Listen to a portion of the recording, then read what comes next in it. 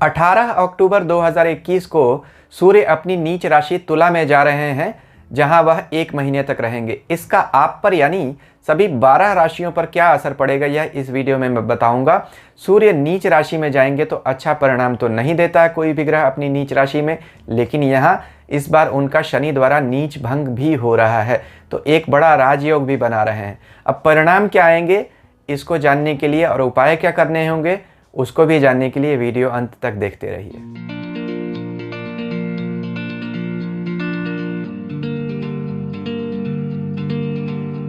ओम नमः शिवाय। मैं अंशुमान आपका स्वागत करता हूं। 18 अक्टूबर 2021 से लेकर 16 नवंबर 2021 तक सूर्य अपनी नीच राशि तुला में रहने वाले हैं। कोई भी ग्रह अपनी नीच राशि में बुरे परिणाम देता है, लेकिन क्या इस बार सूर्य बुरा परिणाम देंगे या कुछ और होने जा रहा है? देखिए, कोई भी ग्रह नीच राशि में बुरा परिणाम तो ज़रूर देगा, लेकिन अगर वह नीच भंग हो गया, यानी कुछ ज्योतिष में ऐसे कंडीशंस होते हैं कि जिसमें एक ग्रह नीच राशि में बैठने के बावजूद भी नीच भंग राजयोग बना देता है और बहुत अच्छे परिणाम देने लगता है। वह परिणाम इस बार सूर्य देने वाले हैं। क्यों? क्योंकि तब तक पूरे महीने यानी 16 नवंबर तक जब तक यहाँ सूर्य रहेंगे तब तक शनि की 10वीं दृष्टि उन पर पड़ती रहेगी, तो शनि द्वारा भी नीच भंग राजयोग बनाया जाएगा। तो अब सूर्य नीच का परिणाम न देके नीच भंग राजयोग का परिणाम देंगे। हाँ, नीच के कुछ परिणाम तो आपको ज़रूर मिलेंगे, यानी कुछ समस्याएं तो ज़रूर आएंगी, लेकिन अधिकतर आपकी इच्छा पूर्ति भी होगी। खास तौर पर जो लोग भी जिनकी सूर्य की या शुक्र की दशा चल रही है उन पर इसका अधिक असर आने वाला है। तो अब इस वीडियो में हम देखेंगे कि सभी 12 राशियों को क्या परिणाम मिलेगा, क्या उपाय करना चाहिए और कैसे हम इस राशि परिवर्तन को अपने लिए शुभ बनाएं। तो देखेंगे कि किन पर ज़्यादा परिणाम मिलेगा इनका। देखिए, जैसा मैंने कहा, जिनकी सूर्य या शुक्र की दशा चल रही है उनको अधिक इसका परिणाम मिलेगा। जिनका भी जन्म चित्रा, स्वाति व विशाखा नक्षत्रों में हुआ है उन पर परिणाम अधिक मिलेगा, यानी जिनका भी जन्म के समय में चंद्रमा चित्रा, स्वाति या विशाखा में था उन लोगों को भी सूर्य से परिणाम अधिक मिल जाएंगे, क्योंकि इस तुला राशि में यही 3 नक्षत्र आते हैं। तुला राशि में सूर्य नीच का होता है, 2 कारण होते हैं। एक, शुक्र उसका शत्रु ग्रह है, दूसरा राहु उसका परम शत्रु है, और तुला राशि का जो स्वाति नक्षत्र होता है वह 6 डिग्री 40 मिनट से लेके 20 डिग्री तक होता है और सूर्य परम नीच होता है 10 डिग्री तुला पर। यानी जब यह नक्षत्र चल रहा होता है, यानी जब इस नक्षत्र में सूर्य जाता है तो परम नीच हो जाता है। कोई आश्चर्य की बात नहीं है। यह स्वाति नक्षत्र राहु का नक्षत्र है जो सूर्य का परम शत्रु है। तो जिन लोगों की राहु की दशा चल रही है उन्हें भी बहुत सावधान रहना पड़ेगा। केतु वाले लोगों को भी सावधान रहना पड़ेगा, क्योंकि राहु और केतु में कोई अंतर नहीं माना जाता है विशेष। तो यहाँ यह देखिए कि क्या उपाय हमें करना होगा, यह भी वीडियो में मैं आपको बताऊंगा, लेकिन सबसे पहले यह समझना होगा कि सूर्य इस राशि में क्यों अच्छा और क्यों बुरा परिणाम देते हैं, यानी अच्छा तो क्या और बुरा तो क्या। तभी उसके बाद मैं 12 राशियों का राशिफल बताऊंगा, क्योंकि इन्हीं जो उपाय मैं बताऊंगा वो इन्हीं अच्छे और बुरे परिणामों के बीच में ही उपाय बनेंगे। तो अगर आपको उपाय सुनने हैं तो सूर्य इस राशि में अच्छा या बुरा क्यों और कब होता है उसे सुन लीजिए, जो अभी मैं बताने वाला हूं। तभी आपको उपाय क्या करने हैं यह समझ में आएंगे। और यह अगर आपको उपाय नहीं सुनने हैं, सिर्फ राशिफल सुनना है, तो आगे के वीडियो कुछ मिनट अभी आगे बढ़ा दीजिए और अपना सिर्फ राशिफल सुन लीजिए। तो शत्रु द्वारा नीच भंग राजयोग बनाया जा रहा है, किसी मित्र द्वारा नहीं बनाया जा रहा है, तो वह कष्ट देकर बनाता है। यानी अब कठिन परिस्थितियां आएंगी तो ज़रूर, उसके बाद ही राजयोग बनेगा। जैसे नीच भंग राजयोग में मैंने कहा, नीच भंग, पहले नीच की स्थिति में ग्रह जाएगा तब भंग होगा, यानी पहले तकलीफ तो आएगी उसके बाद ही आसानी होगी, या जो लोग भी संघर्ष करेंगे उनको नीच भंग राजयोग का फल तभी मिलेगा जब उनमें हिम्मत रहेगी। तो यहाँ यह देखिए कि सूर्य क्यों इस राशि में अच्छा नहीं माना जाता है। देखिए, सूर्य राजा है, राजा कर्म करता है, राजा हमेशा सावधान रहता है। वहीं शुक्र क्या है? आमोद प्रमोद भोग विलास का ग्रह है, सजगता का ग्रह नहीं है। तो राजा अगर भोग विलास आमोद प्रमोद में लग जाए तो राज्य कितने दिन तक सुरक्षित रह सकता है? इसी कारण हम कहते हैं सूर्य शुक्र में नीच राशि में माना जाता है। सूर्य अगर विद्या है तो शुक्र व्यापार है, दोनों का आपस में कोई कनेक्शन नहीं है। सूर्य अगर आत्मा है तो शुक्र संसार है, सूर्य एक है तो शुक्र अनेक है, यानी शुक्र हमारा विस्तार है, संतान है ना, संतान के रूप में हम अपना विस्तार करते हैं। और सूर्य आत्मा है, आत्मा एक रहती है और एक रही है। इसीलिए सूर्य और शुक्र का आपस में कोई भी परस्पर अच्छा संबंध नहीं माना जाता है। सूर्य अग्नि तत्व का ग्रह है, शुक्र जल तत्व है।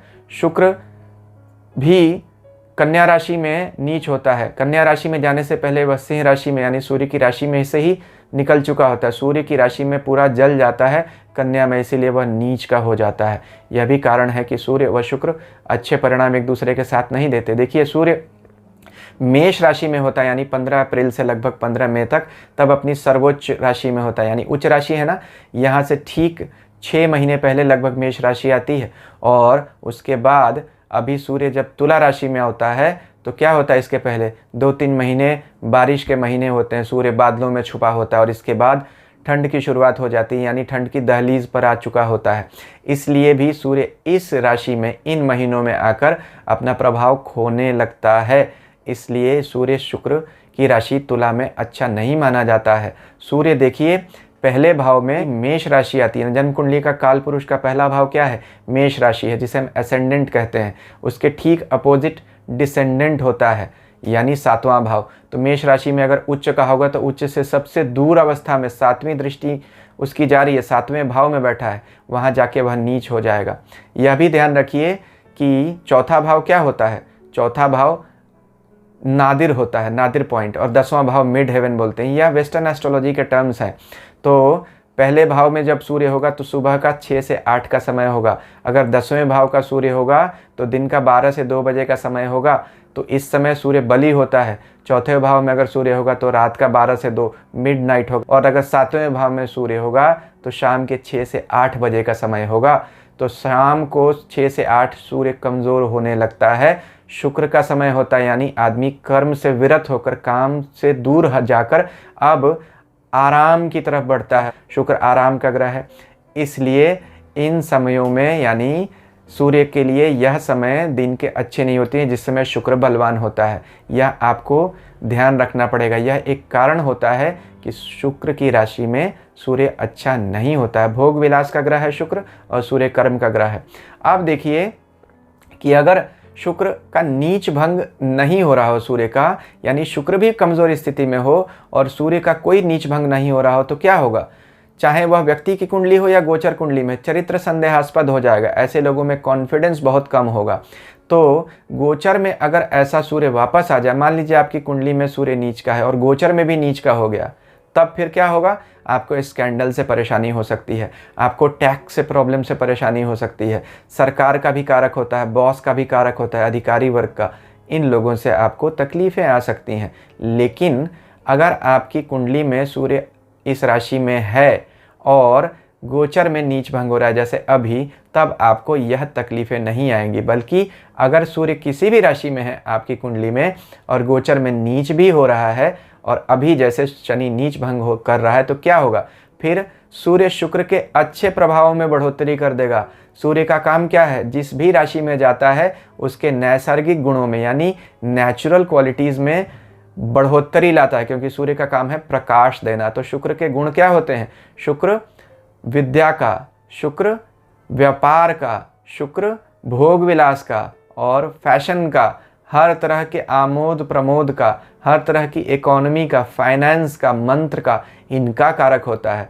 तो सूर्य इन चीज़ों में बढ़ोतरी ला देगा। शुक्र अगर आपकी कुंडली में अच्छा नहीं हो तो आप विद्या की तरफ नहीं जाएंगे, और अगर सूर्य अच्छा नहीं हो तब भी नहीं जाएंगे। लेकिन अगर आपका शुक्र और सूर्य दोनों अच्छा है तब आप में विद्या अध्ययन के प्रति ललक बहुत बढ़ेगी। तो जो विद्यार्थी वर्ग के लोग हैं उनके लिए यह समय अच्छा कहा जा सकता है। बुरा अगर हो गया तो आपको स्पाइनल कॉर्ड की प्रॉब्लम, सीमेन से जुड़ी प्रॉब्लम, संतान जन्म की तकलीफ़, आँखों की तकलीफ़, डायबिटीज़ की, थायराइड की तकलीफ़ दे सकता है सूर्य। या यूँ कहें कि जिन लोगों की कुंडली में ऐसे योग हैं पहले से या जो ऐसी परेशानियों से जूझ रहे हैं, उन्हें सावधान रहना चाहिए। सूर्य के इस नीच गोचर में नीच भंग होगा तो देखिए अच्छे परिणाम मिलते हैं। अगर आप बराक ओबामा की कुंडली देखें तो उनके लग्न कुंडली में, लग्न में ही गुरु और शनि मकर राशि में है, तो गुरु क्या हो गया, मकर राशि में नीच है, लेकिन शनि नीच भंग कर रहा है ना। तो देखिए वो कहाँ से कहाँ पहुँच गए। तो नीच ग्रह ऐसा नहीं है कि सिर्फ आपको बुरा परिणाम देते हैं। अगर नीच ग्रह का भंग हो जाए तो नीच भंग राजयोग बनाकर आपको कहीं से कहीं पहुंचा देते हैं। मैंने एक अमेरिका के राष्ट्रपति की कुंडली देखी थी, उनकी कुंडली में 3 ग्रह नीच के थे और नीच भंग हो गया था। अभी एक एग्जाम्पल मैंने ओबामा का आपको बताया ही। तो देखिए नीच भंग अगर हो जाता है ग्रह तो आपको बहुत अधिक अच्छे परिणाम देता है। अब हम विचार करेंगे कि सभी 12 राशियों पर क्या परिणाम आने वाला है। उससे पहले अगर अभी तक आपने मेरा चैनल सब्सक्राइब नहीं किया है तो कृपया इसे सब्सक्राइब कर दीजिए और सब्सक्रिप्शन बटन के साथ लगी घंटी को ज़रूर दबा दीजिए। गोचर ग्रह देखने के कुछ नियम होते हैं, उनका विचार ज़रूर रखना चाहिए। एक राशि के करोड़ों लोग होते हैं, सबको एक जैसा परिणाम नहीं मिलेगा। किन बातों का आपको ध्यान रखना चाहिए, देखिए आपकी स्वयं की क्या दशा चल रही है, उससे यह सूर्य का गोचर कहाँ हो रहा है। अगर अच्छी जगहों में हो रहा है तो अच्छे परिणाम मिलेगा, बुरी जगहों में हो रहा है तो बुरा परिणाम मिलेगा। आपके स्वयं के चंद्रमा की स्थिति कैसी है, जो इस राशि में 3 नक्षत्र आते हैं, चित्रा स्वाति विशाखा, उन नक्षत्रों की या उनके स्वामियों की आपकी राशि में यानी आपकी जन्म कुंडली में कैसी स्थिति है, उसका भी विचार रखिए।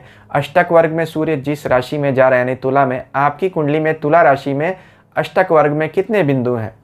अगर 4 से अधिक हैं तो अच्छा परिणाम मिलेगा, 4 से कम है तो अच्छा नहीं मिलेगा।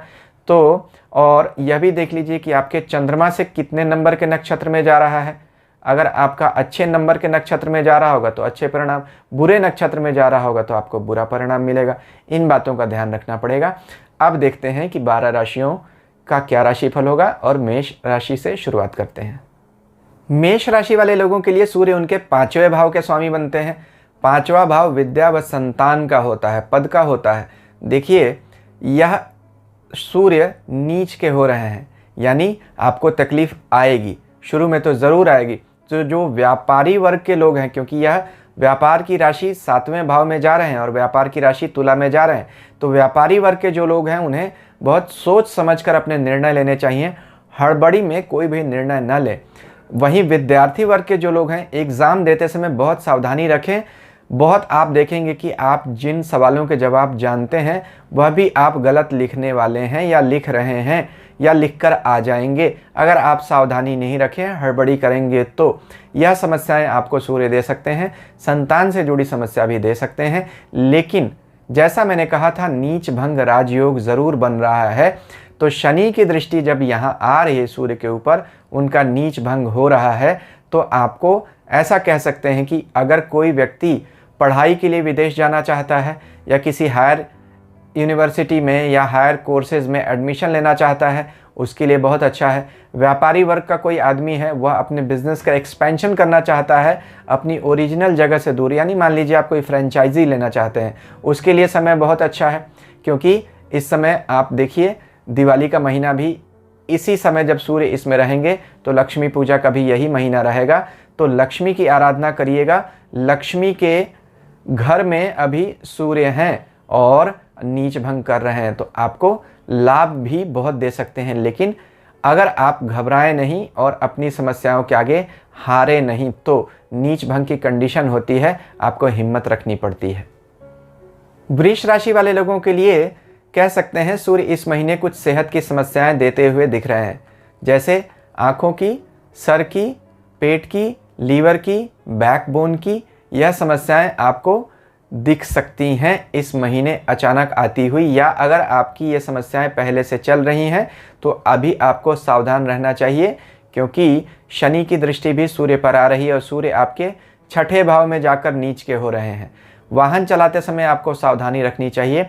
हाँ, जो किसी भी पुराना मुकदमा अगर किसी का चल रहा है और वह उससे निकलना चाहते हैं तो यह समय बहुत अच्छा है। या तो आप समझौता करके उससे निकल सकते हैं, या अगर किसी मुकदमे का फैसला आने वाला है तो आपकी जीत भी हो सकती है। वृष राशि के बहुत सारे लोगों के लिए इस समय घर खरीदने के मौके आएंगे, लेकिन आपको घर खरीदने से पहले सावधानी रखनी चाहिए। तो यानी सेहत की सावधानी, घर खरीदने की सावधानी, वाहन चलाते समय सावधानी और किसी तरह के रोग मुकदमे में विजय की संभावना, यह आपको इस महीने वृष राशि वाले सूर्य के इस गोचर से आप उम्मीद कर सकते हैं।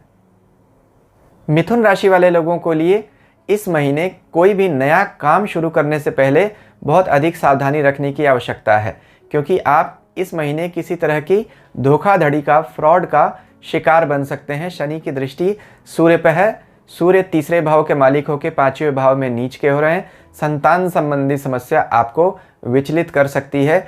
आय में आपको अचानक कुछ कमी आती हुई दिखाई देगी। हालांकि बृहस्पति कुछ स्थितियों को संभालने का प्रयास कर रहे हैं, लेकिन फिर भी अभी बृहस्पति की स्वयं की स्थिति भी बहुत अच्छी नहीं है।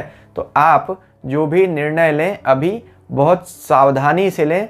कहीं भी अगर आप किसी छोटी यात्रा पर जाना चाहते हैं, इस महीने अगर टाल सकते हैं तो टाल दीजिए। लंबी यात्रा करने का तो समय बिल्कुल भी नहीं है।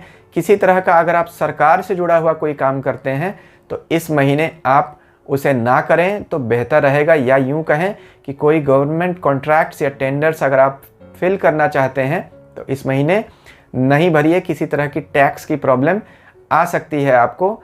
आँखों में और रीढ़ की हड्डी में और पेट में किसी तरह की समस्या आपको सूर्य इस महीने दे सकते हैं। लेकिन एक फ़ायदा आपको ज़रूर है।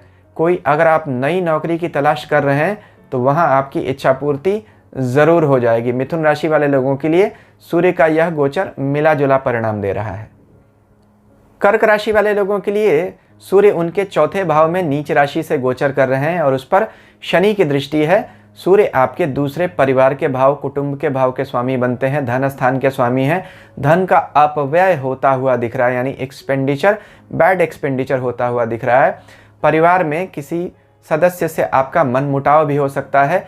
माता पिता की सेहत को लेकर आपको सावधानी विशेष रखनी पड़ेगी। हाँ, कोई नया घर लेना चाहते हैं, कोई नई गाड़ी लेना चाहते हैं, उसके लिए आपका समय अभी अच्छा है। कोई नई स्टार्टअप करना चाहते हैं, कोई नई फैक्ट्री डालना चाहते हैं, उसके लिए भी आपका समय अच्छा है। लेकिन अभी आप प्रिपरेटरी वर्क कीजिए।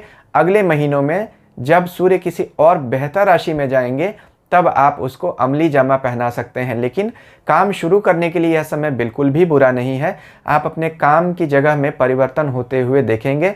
ट्रांसफ़र बहुत सारे लोगों का हो सकता है। कुछ लोगों का उनकी इच्छा के विरुद्ध भी हो सकता है, जिनकी स्वयं की अभी महादशा कुछ अच्छी नहीं चल रही है।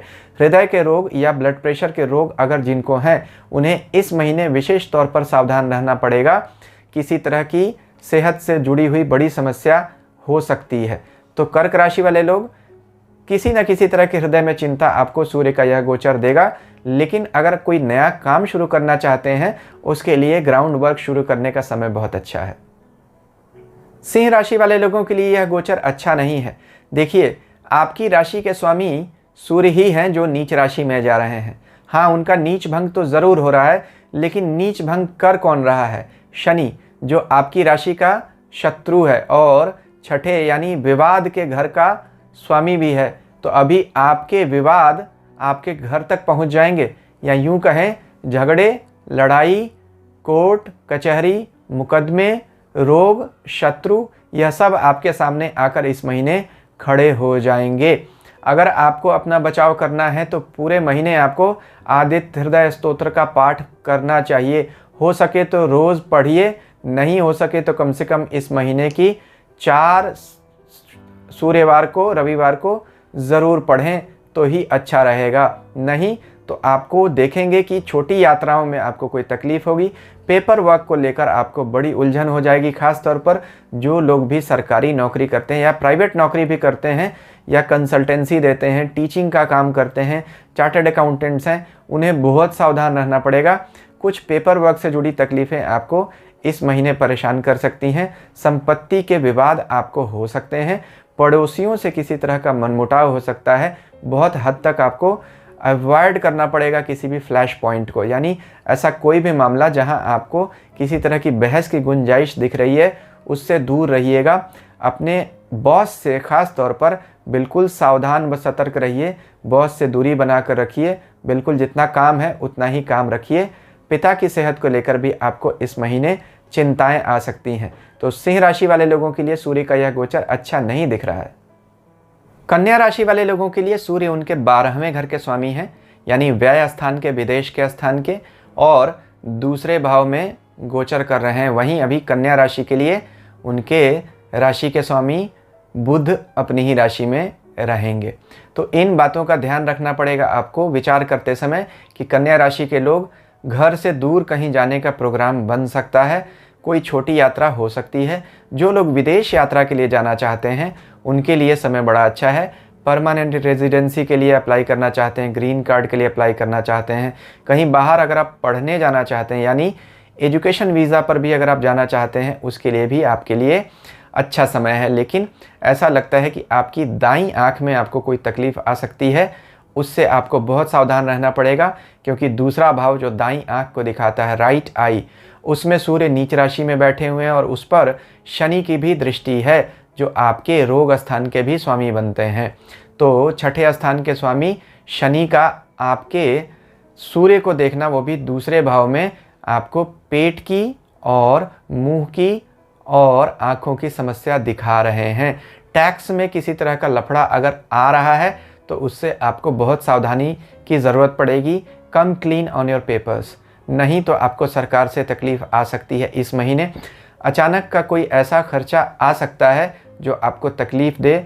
खास तौर पर अगर शनि की दृष्टि है आपके दूसरे वाणी भाव पे और सूर्य वहाँ नीच बैठे हुए हैं तो ऐसा दिखता है कि वहाँ वाणी में आपको कुछ खटास आ जाएगी। आपसी मतभेदों से आपको बच के रहना पड़ेगा, नहीं तो मतभेद और मनभेद यह इस महीने का आपका कोड दिख रहा है। तो सावधान रहिएगा तो अच्छी बात है। नीच भंग अगर राजयोग आपके लिए अच्छा परिणाम देगा, यानी अगर आपने हिम्मत नहीं छोड़ी, तब आपको ऐसा दिखता है कि अचानक कोई बड़ा फ़ायदा हो सकता है, कोई बड़ा पैसा कहीं से आ सकता है। यह कन्या राशि वाले लोगों के लिए इस महीने का एक बड़ा फ़ायदा होता हुआ दिख रहा है। या ऐसा कोई इन्वेस्टमेंट आप कर देंगे जो अभी तो आपके पास से पैसा चला जाएगा लेकिन फ्यूचर में वह बहुत बड़ा रिटर्न लेकर आएगा, यानी बहुत बड़ा फ़ायदा। तो कन्या राशि वाले लोगों को अपना समय इसी तरह से अनुमान लगाना चाहिए सूर्य के इस गोचर का। शनि चूंकि नीच भंग राजयोग बना रहे हैं सूर्य का, तो आम परिस्थितियों में सूर्य के नीच हो जाने का आपको जितना परेशानी होती उतनी परेशानी इस महीने नहीं होगी, बल्कि अगर आपने ध्यान रखा तो कुछ बड़ा फ़ायदा भी हो सकता है। क्योंकि तुला राशि के लिए सूर्य उनके 11वें भाव के मालिक बनते हैं, इनकम के घर के मालिक, social circle, friend circle, contacts के मालिक, सरकार के मालिक। तो सरकार से जुड़ा अगर आपका कोई काम है तो वह आपको इस महीने मिल सकता है, यह एक अच्छी बात हो सकती है। बॉस आप पर कुछ मेहरबानी भी दिखा सकते हैं, हालांकि यह आपको बहुत टैक्टफुली रहने के बाद ही होगा। लेकिन पारिवारिक जीवन में आप अच्छे संबंधों को बरकरार करके चलिए, क्योंकि सूर्य की 7वीं दृष्टि आपके विवाह स्थान पर जा रही है, आपके स्पाउस के घर पर जा रही है। किसी तरह के मनमुटाव से आपको बचना पड़ेगा। जो लोग भी तुला राशि वाले लोग हैं, अगर इस महीने शादी ना करें, अगर सूर्य इस राशि में है तो उनके लिए बेहतर रहेगा। आगे के महीनों में इसको टाला जा सकता है। अगर करनी ही है तो फिर आपको बहुत बातों का विचार करके ही अच्छे मुहूर्त में करना चाहिए, नहीं तो यह एक फॉल्स स्टार्ट हो सकता है। जीवन साथी के लिए यह समय आपका अच्छा नहीं कहा जा सकता है, उन्हें भी कुछ सेहत की तकलीफ आ सकती है। तो तुला राशि वाले लोगों के लिए मिला जुला समय है, बुरा अधिक तो नहीं कहा जा सकता है लेकिन अच्छा भी बहुत अधिक नहीं है। तो सामान्य कैटेगरी में यह सूर्य का गोचर रहेगा। वृश्चिक राशि वाले लोग इस महीने अचानक से अपने कार्यस्थल पर बहुत बड़ा परिवर्तन होते हुए देखेंगे।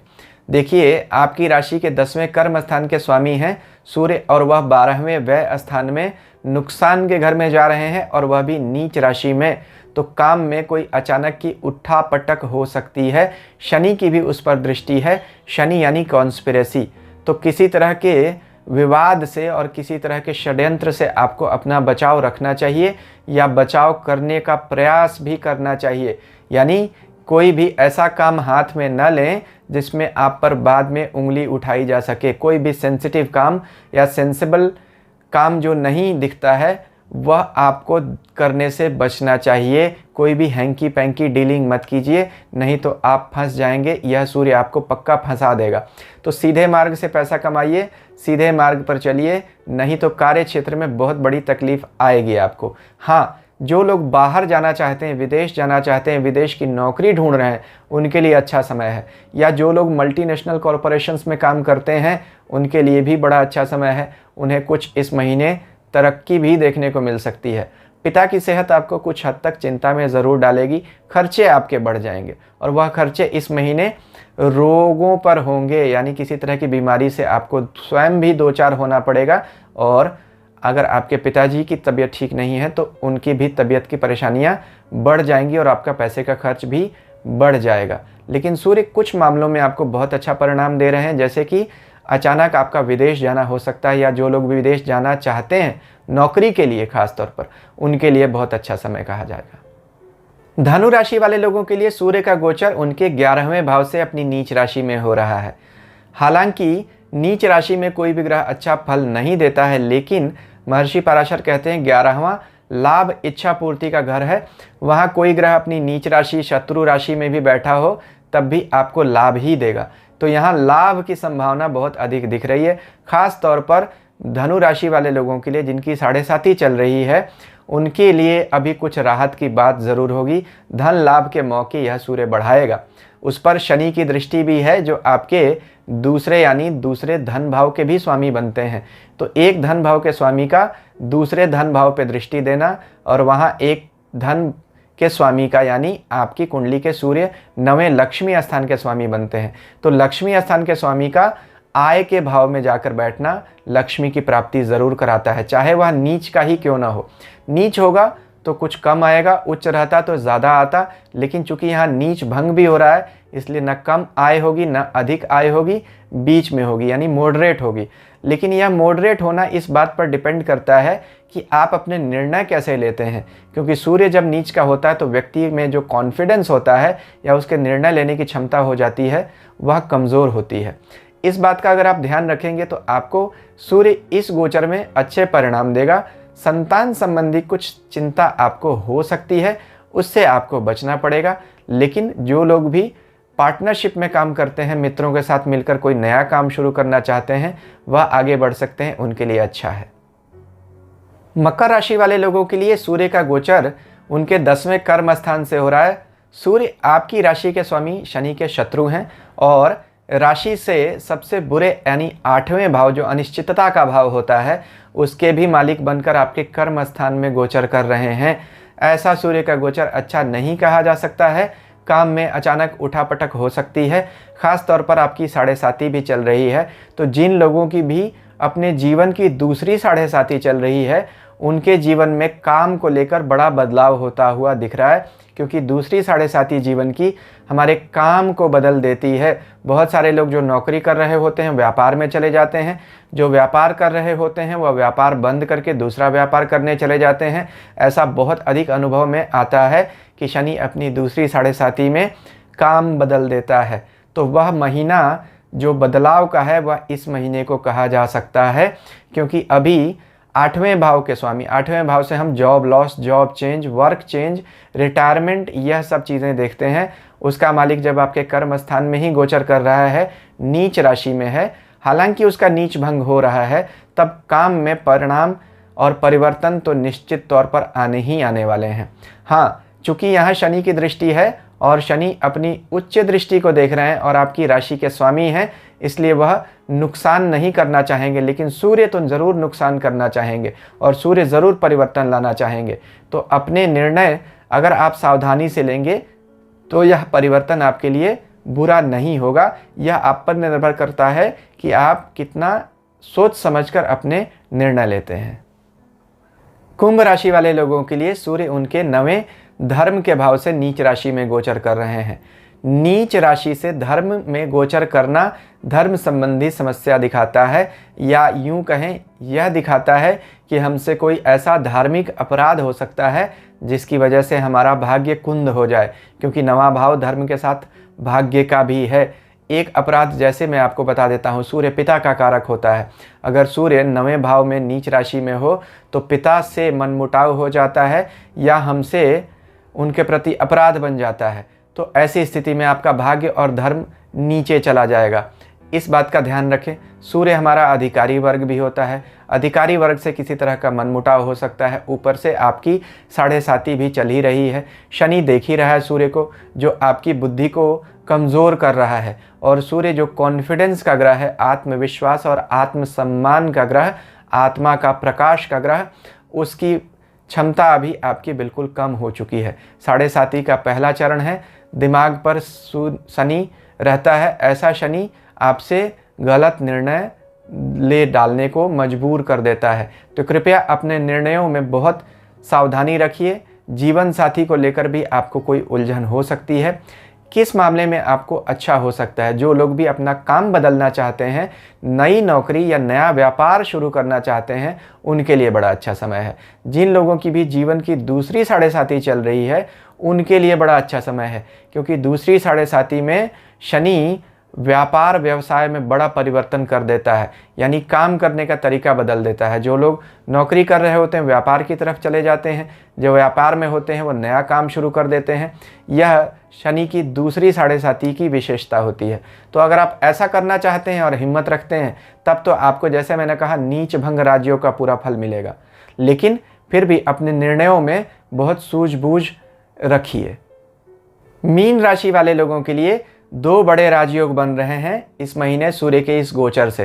पहला, नीच भंग राजयोग। जैसा मैंने कहा था, सूर्य नीच राशि में है और शनि की दृष्टि के कारण नीच भंग हो रहा है, तो आपको लाभ देंगे। दूसरा, विपरीत राजयोग। सूर्य आपकी कुंडली के 6ठे भाव के स्वामी हैं और 8वें भाव में जा रहे हैं, वह भी नीच राशि में। तो अगर कुंडली का 6ठा जो बुरा भाव है और 8वां दूसरा बुरा भाव है, एक बुरे घर का स्वामी दूसरे ही बुरे घर में चला जाए और नीच भी हो जाए, तो आपको माइनस और माइनस मिलकर प्लस हो जाता है। यह उक्ति समझ में आ जाएगी। यानी 2 बुरे घरों के मालिक अगर मिल गए और एक बुरे घर में ही हैं, तो अच्छा परिणाम देते हैं। इसे ही विपरीत राजयोग कहते हैं। क्या फ़ायदा होगा? जो लोग भी मेडिकल प्रोफेशन में हैं, जो लोग भी किसी तरह का स्पेकुलेशन से जुड़ा हुआ काम करते हैं, इंश्योरेंस का काम करते हैं, डिफेंस में हैं, सरकार में कोई काम करते हैं, उनके लिए अच्छा समय है। हालांकि जॉब में परिवर्तन हो सकता है, यह भी एक रियल पॉसिबिलिटी दिख रही है। या नौकरी की जगह पर अचानक आपको कुछ ऐसी डेवलपमेंट हो सकती है जिससे आप चौंक जाएं। लेकिन घबराइएगा नहीं, अगर आपने सूझबूझ बरकरार रखी तो यह अल्टीमेटली आपको फ़ायदा ही देगा। किसी तरह का पुराना रोग आपका चल रहा था, उससे भी आपको रिलीफ मिल जाएगा इस महीने सूर्य के इस गोचर से। लेकिन याद रखिए, अब आप लोगों की शनि की 7.5 अगले साल शुरू होने वाली है। इस समय जो भी निर्णय आप लेंगे उसे बहुत ध्यान से लीजिएगा, क्योंकि सूर्य निर्णय का ग्रह होता है और अभी शनि की दृष्टि है। तो शनि की दृष्टि के कारण आप हड़बड़ी में कुछ ऐसा निर्णय ले सकते हैं जो आपको बाद में परेशान कर सकता है। इस बात का अगर आपने ध्यान रखा तो मीन राशि वाले लोगों के लिए अच्छा समय कहा जा सकता है। ईश्वर हम सब का कल्याण करें। अगर आपने मेरा चैनल सब्सक्राइब नहीं किया है तो इसे कृपया सब्सक्राइब कर दीजिए। हरिओम।